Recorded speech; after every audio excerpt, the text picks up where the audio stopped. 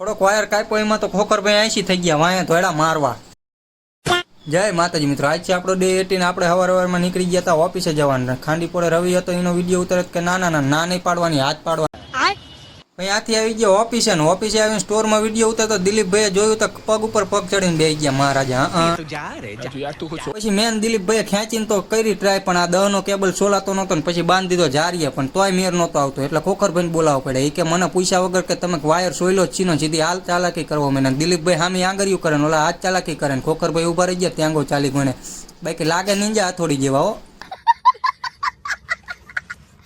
ખોખરભાઈ નીંજા હથોડી કીધા હતા તો એની વાયર લઈને અમારી વાયા મારવા ધોડ્યા. 180 થઈ ગયા. વાયર તો ન વાગ્યો પણ દિલીપભાઈનું નારિયેલ ફૂટી ગયું. કઈ વાંધો નહીં, નવા મીટરમાં શુભ મુહૂર્ત થયું. હાલો ને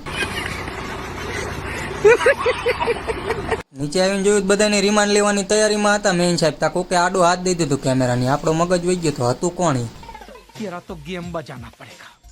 માર્કેટે ગળદી હતી એટલે આપણે ઉભા રહ્યા હતા. બ્લેક પેન્થરે આપણો વિડીયો ઉતારી લીધો. આપણે કહી દીધું માપમાં રહેજો. ઠીક હે સમરિયા.